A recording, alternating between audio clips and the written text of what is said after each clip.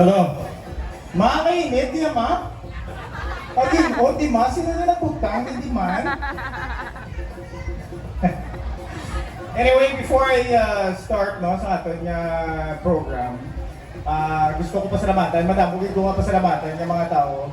Hindi possible kung wala ni sila no, sa akin. So, first of all, kasi may malipatan ko bro, I'll try my best nga pasalamatan ng tanan ng mga tao ang suporta sa akin. First of all, may mga lilintian din ng mga followers ko.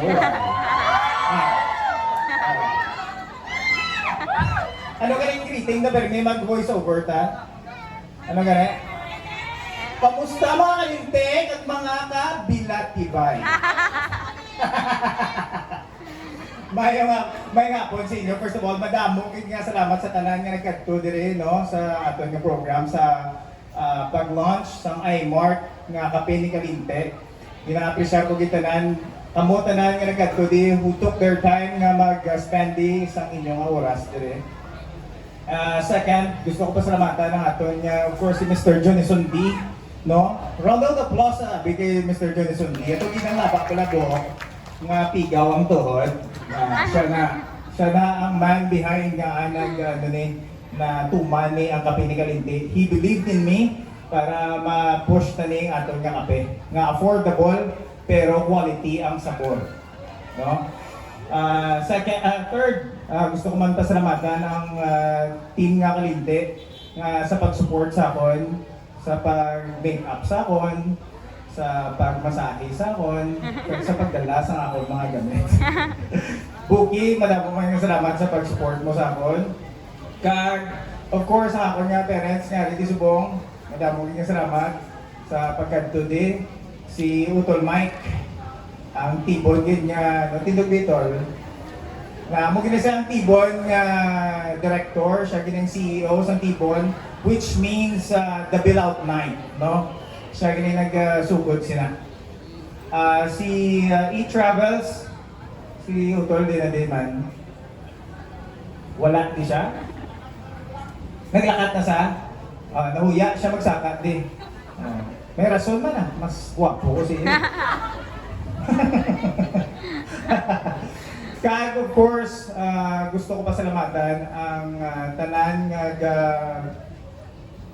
gabulig sa akon nga madayon ang akon nga dream nga maghimo isang kape nga para sa tanan. So, thank you gid sa inyo. Kag gusto ko nga every time nga maghigop kamo sa kape, ang tsura ko gid ang inyo nga mapaminsanan. Hindi ka mo maginolso, kaya tigwapo man ko. Tunay ko sa kriyaw. Charming man ko. Kag ang amon din nga kape, wala lapot. Gin make sure ginitanan namon nga wala lang kamo gabakal sang barato nga kape, kundi quality nga kape. Nagsakagid kami sa bukid sa ila ni Mr. Teddy.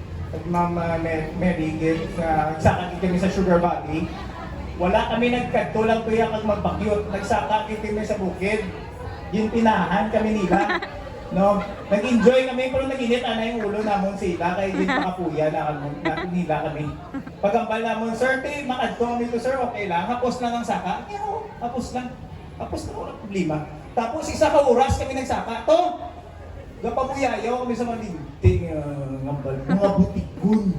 Ang ba nila hapos na pero tika kapoy pero worth it. Eh pagsaka to namon, nakita namon kung ano kabudlay mag-transport sang kape halin sa bukid panaog. And then saka naman ko para magtanong. So, na-appreciate namon kung paano ang mga farmers diri sa Negros Occidental tanong sa kape. So hopefully kada taga-inom niyo sa kape halina sa mga farmers halina sa ilang efforts nga gin pangabudayan gid nila.